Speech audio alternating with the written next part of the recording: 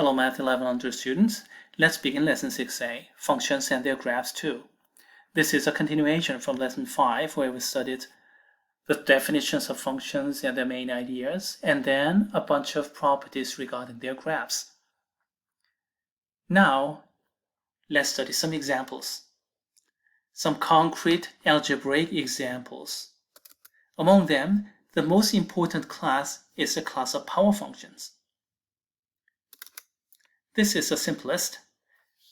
Y equals to x to the nth power, where the power n is a positive integer.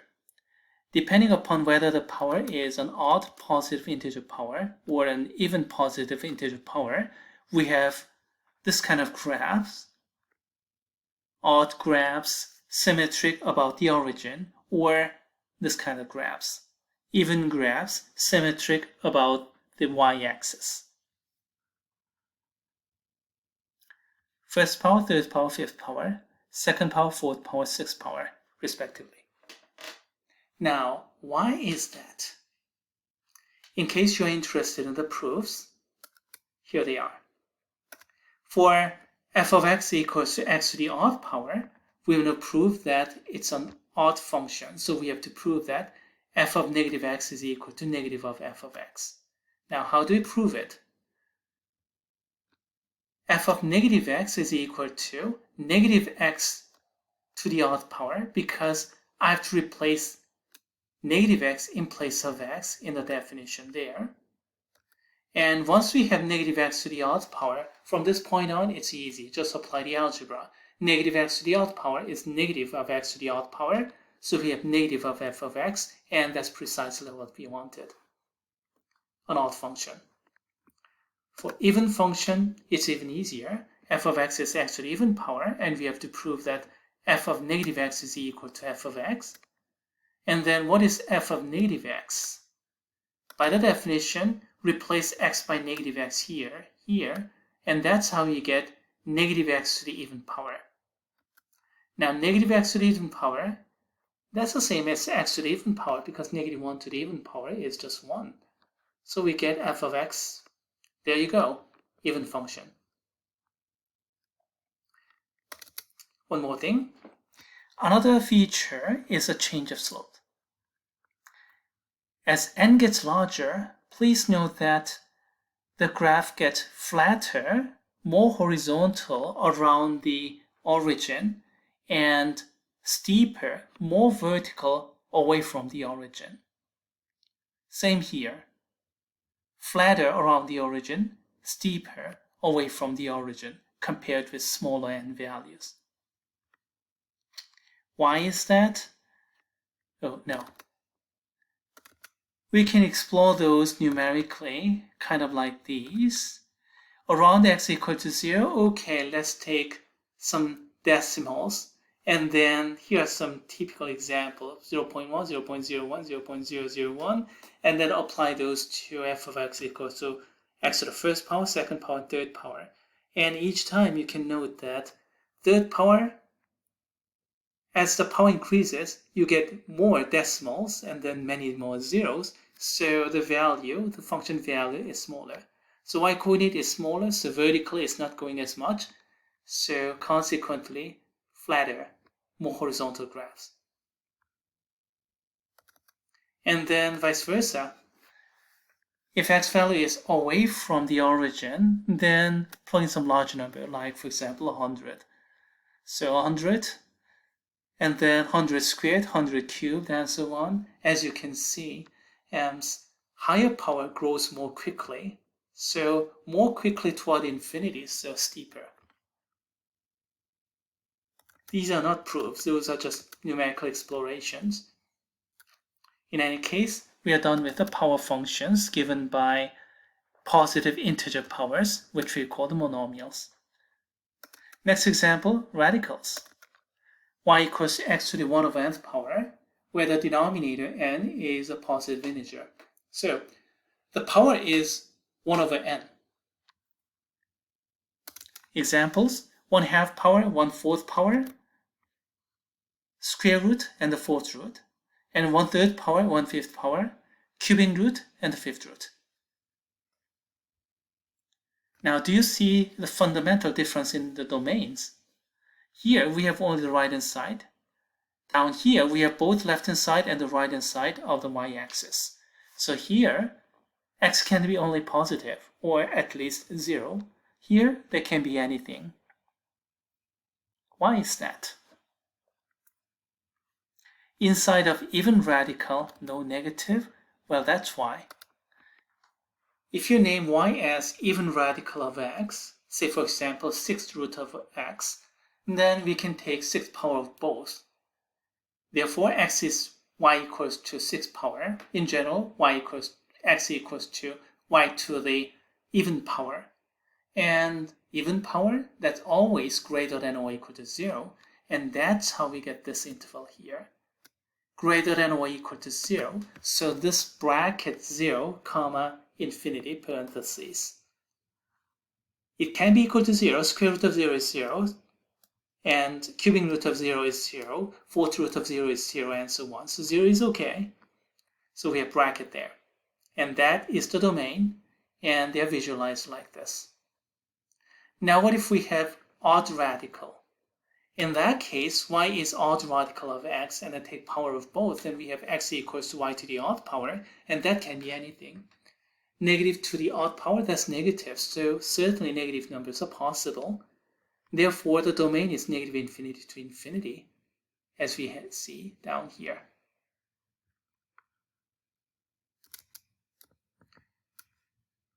Here are some graphs that I prepared in Desmos Graphing Calculator. This is cubing root function, and this is a 4th root function, 5th root function, 6th root function, kind of like these.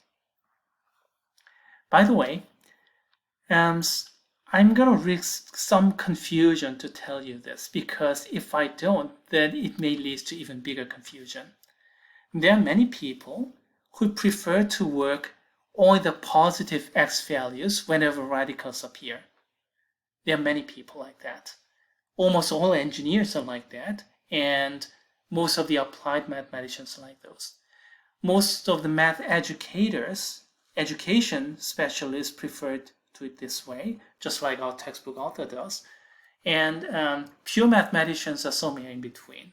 Me, I'm closer to applied mathematicians, so I prefer to consider this only for positive x.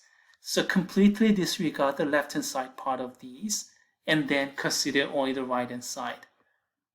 And one such example is this program itself, Mathematica. So let's use Mathematica to plot this cubing root function. And then plot it from -3 to 3, okay. And this is what Mathematica spits out. It completely disregarded this part and plotted only the right-hand side. You see, that's because the Mathematica is based upon the second convention. Whenever we have radical, consider only positive x values, or x equal to 0. So x should be, the domain has to be x greater than or equal to 0 for any radical. Personally, I prefer that way. Of course, that's not the way our textbook author is doing. So which is right?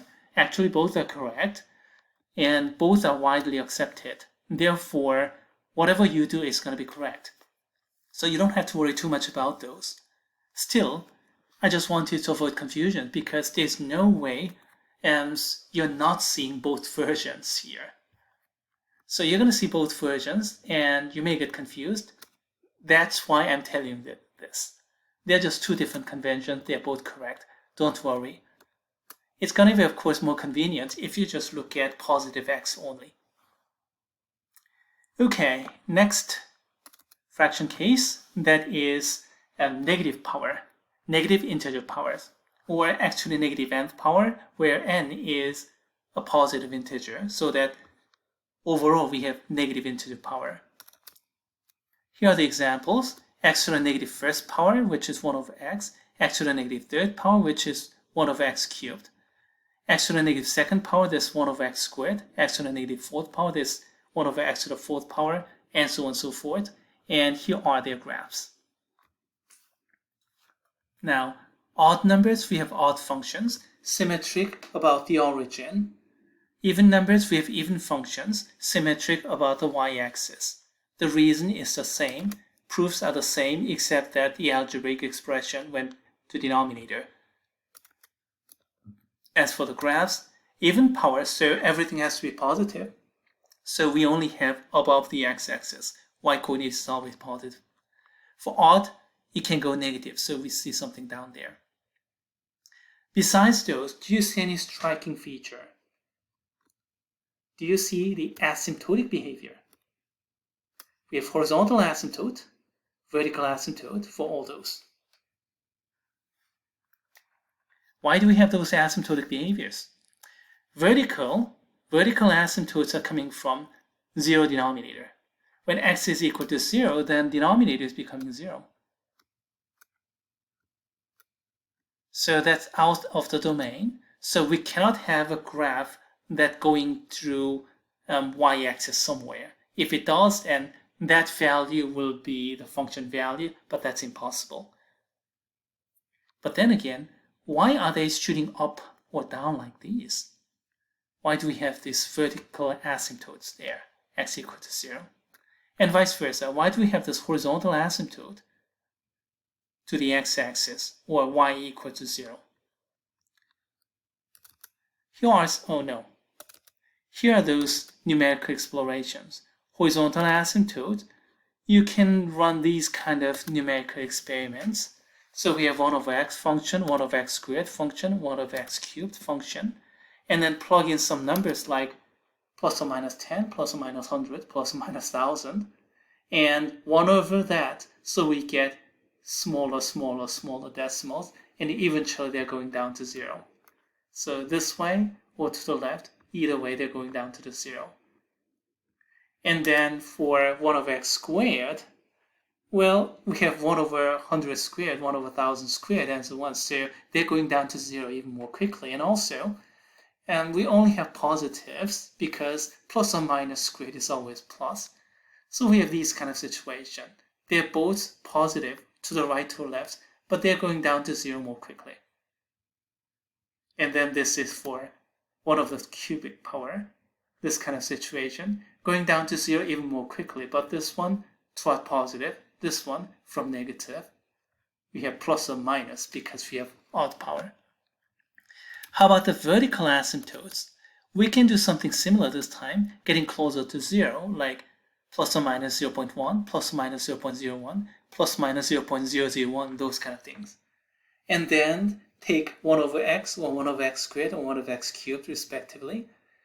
The denominator is getting really small, so overall fraction is getting humongously large, as you can see these numbers. So that's why the graphs are shooting up. Oh, we have plus or minus there. So over down there, shooting down to a bit. If you have even power, of course, plus or minus doesn't matter. We have squares, so everything is positive. So either way, shooting up, only up. So for even powers, drag, odd powers, split. Remember this behavior and also try to remember why we are having these asymptotic behaviors through these kind of numerical experiments. We're going to come back and discuss those in chapter 4 sometime next week. And I hope everybody remembers because that's really, really important topic. Now, final example here, well, those are just fun examples. General case when we have m over n power. This program is randomized, so each time you run, you get different power. Have fun with these. In general, if you have any fractional power, then the denominator generates the radical, and the numerator is the power. Now, if you have negative power, that goes to the denominator. The typical deal.